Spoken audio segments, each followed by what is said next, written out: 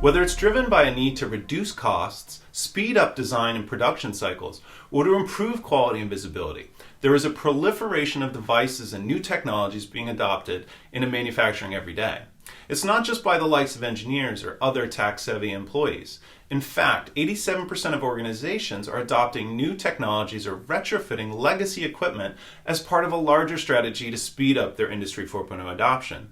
This rapid industrial change is expanding an already at-risk attack surface in one of the least security hygienic areas of most manufacturers. This puts your brand, production, and your ability to deliver to your customers at risk. Listen to our full vlog as we discuss some of the top challenges surrounding industrial security, why 55% of leaders recognize that increased security risks accompany industrial transformation, and learn about today's solutions to unlock that innovation while also better securing your factory.